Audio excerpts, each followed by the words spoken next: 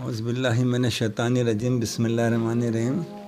السلام علیکم سامعین۔ رمضان کا مہینہ یہ وہ مبارک مہینہ ہے جس کا اللہ تعالیٰ نے کلام پاک میں سورہ بقرہ میں ارشاد فرمایا ہے۔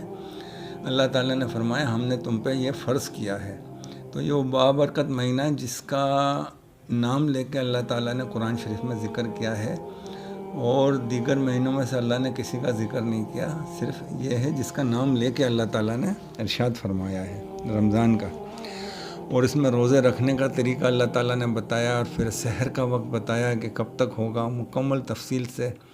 پھر اللہ تعالیٰ نے افطار کا وقت بھی اس کا بتا دیا قرآن شریف میں کہ کس وقت تم روزہ کھول سکتے ہو، مطلب کھانا پینا شروع کر سکتے ہو۔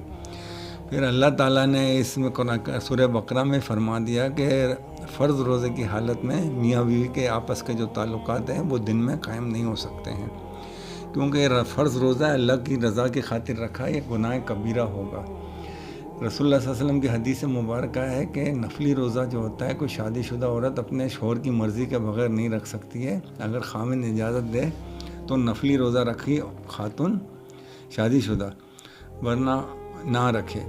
اور فرض روزہ جو ہے ہر بالغ اور ہوش مند جتنے بھی انسان ہیں مومن ہونا سب پہ اللہ تعالیٰ نے فرض کیا ہے۔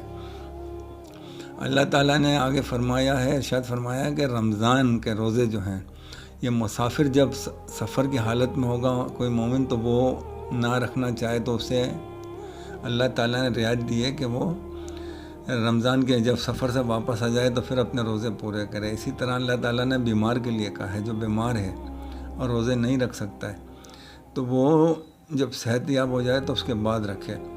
پھر اس کے بعد اللہ تعالیٰ نے فرمایا کہ اگر تم فدیہ دینا چاہو تو فدیہ دے دو۔ پھر اللہ نے فرمایا اگر تم سمجھو تو تمہارے حق میں روزہ رکھنا ہی بہتر ہے۔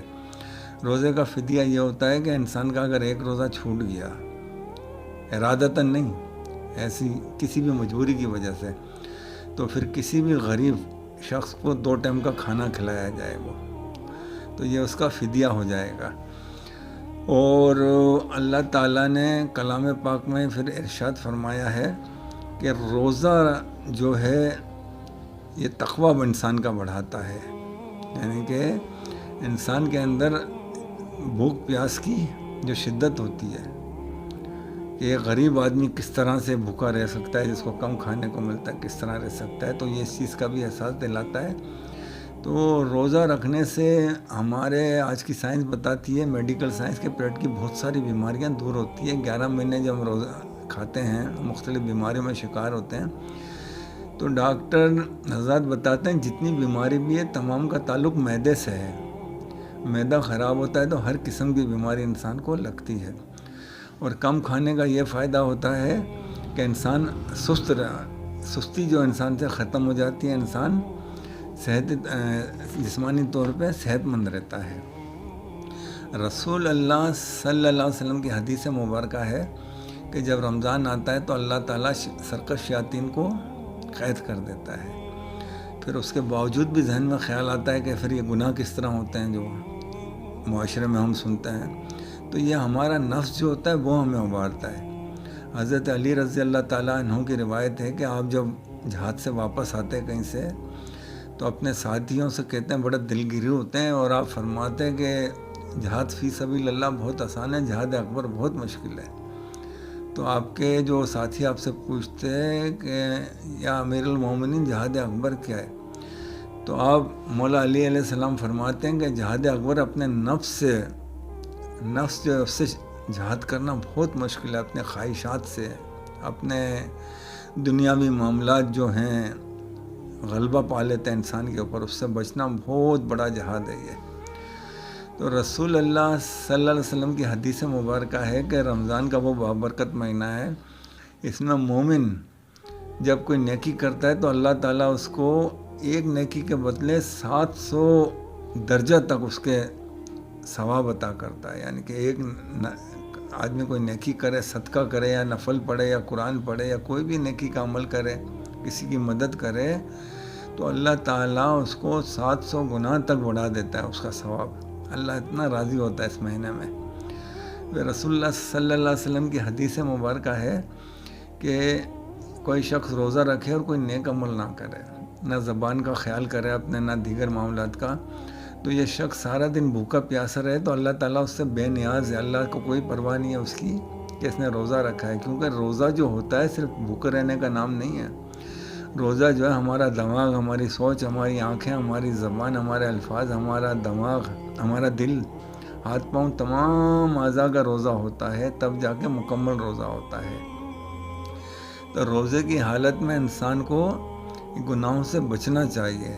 رسول اللہ صلی اللہ علیہ وسلم کی حدیث مبارکہ ہے کہ جب روزہ رکھتا ہے انسان تو اللہ ایک روزے سے دوسرا روزہ، اور ایک جمعہ سے دوسرا جمعہ، ایک ہفتے سے دوسرا ہفتہ، اور ایک مہینے سے دوسرا مہینہ، ایک رمضان سے دوسرے رمضان تک اس کے گناہ معاف کر دیتا ہے۔ کتنی بڑی فضیلت کی بات ہے یہ کہ انسان جب اللہ کی رضا کی خاطر خالی صرف روزے رکھے اور تمام گناہوں سے بچے تو اللہ تعالیٰ اس کے پورے سال کے گناہ معاف کر دیتا ہے۔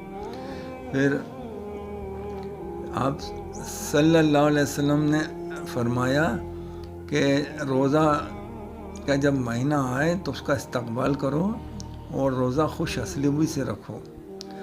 تو صحابہ کی یہ شان تھی کہ جب روزہ آتا تھا تو رسول اللہ صلی اللہ علیہ وسلم کے بتائے ہوئے طریقے کے مطابق اپنے دل اور دماغ کو پوری طرح سے تیار رکھ لیتے تھے روزہ رکھنے کے لیے، کیونکہ روزہ وہ چیز ہے کہ انسان اپنے گھر میں ہو، چاروں طرف دیوار ہو، گھر کا دروازہ بھی بند ہو اور گھر میں تمام اللہ کی نعمتیں موجود ہو کھانے پینے کی، مگر وہ صرف اس وجہ سے نہ کھائے کہ اللہ کا حکم ہے کہ اس کو نہیں کھانا ہے۔ حلال چیزیں جو اندازہ کریں گے دن میں کھانا حرام ہے سب طیب چیزیں، حلال چیزیں، حلال روزی کی ہے، مگر اللہ تعالیٰ نے مومن کے لیے دن میں اسے حرام قرار دے دیا ہے جب تک کہ مغرب کی اذان نہ ہو جائے۔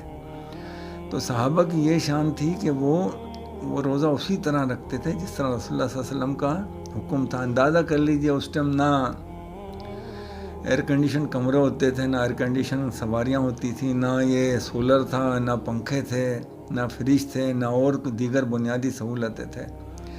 ان کے پاس کیا ہوتا تھا، یہ چھت ہوتی تھی، درخت کا سایہ ہوتا تھا، وہ کھانے کے لیے جو کی روٹی، گندم کی روٹی، کھجور اور ستو وغیرہ اور گوشت وغیرہ ہو تو کھا لیتے تھے، ورنہ ان چیزوں پہ روزہ رکھتے تھے، ان چیزوں پہ ہی وہ روزہ افطار کرتے تھے۔ ان کا تقویٰ بہت زیادہ تھا۔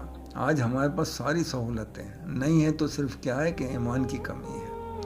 رکھتے ہیں الحمدللہ روزے بہت سوگ، مگر اکثریت ہم میں ایسی ہے جو روزہ نہیں رکھتے ہیں، جو بڑے دکھ اور افسوس کی بات ہے۔ آج روزہ صحابہ کے دور میں جب ہوتا تھا تو رمضان کی تیاری کے لیے کمر کس لیتے تھے، اور آج ہمارا یہ عالم ہے جب روزہ ہوتا ہے تو اس سے پہلے ہم کھانے پینے کا اپنا فریج، اپنا راشن بھر لیتے ہیں۔ ہماری سحر دیکھو تو اس میں کئی قسم کی ڈشیں ہوتی ہیں، اور رمضان میں سبزی تو شاید ہی کسی گھر میں کھائی جاتی ہو، ورنہ گوشت کے سحر اور افطار میں گوشت کے علاوہ تو سالن کھایا ہی نہیں جاتا ہے عموماً گھروں میں، اکثر گھروں میں۔ اور پھر افطاری میں آپ دیکھ لیں غریب و امیر و فروٹ سب کے پاس ہوتا ہے، وہ پکوڑے تو تمام جتنی بھی قوم سے تعلق، کسی بھی قوم سے تعلق ہو، پکوڑے اور یہ تو ہر دسترخوان پہ موجود ہوتا ہے۔ دہی، کئی قسم کے شربت ہوتے ہیں، ٹھنڈے پانی ہوتے ہیں۔ تو یہ اللہ کی نعمت ہے، اللہ دیتا ہے تو انسان کو بالکل کھانا چاہیے، اس کو شکر ادا کرنا چاہیے، اللہ نے نعمت دیا ہے بالکل۔ مگر آپ خود سوچیں جب 12، 13، 14 گھنٹے روزہ رکھے آدمی اور پھر افطار میں اتنا کھا لے کہ پھر رات دیر تک ڈکارے لیتے رہے، وہ پیٹ پہ ہاتھ رکھ کے گھومتا رہے ادھر ادھر کہ کھانا ابھی تک ہضم نہیں ہوا، تو ایسا روزہ پھر وہ اس دن بھر کا جتنا بھوکا رہا انسان، اس کا کوئی فائدہ نہیں پہنچے گا اس کو۔ کم کھانا اور کم سونا یہ رسول اللہ صلی اللہ علیہ وسلم کی سنت ہے، اور رمضان میں تو آپ اس کو بہت زیادہ اپناتے تھے۔ تو دعا ہے کہ اللہ تعالیٰ یہ رمضان میں ہمیں اس کے تقاضے پورے کرنے کی توفیق عطا کرے، رسول اللہ صحابہ کے طریقے پہ چلنے کی توفیق عطا کرے۔ جزاک اللہ۔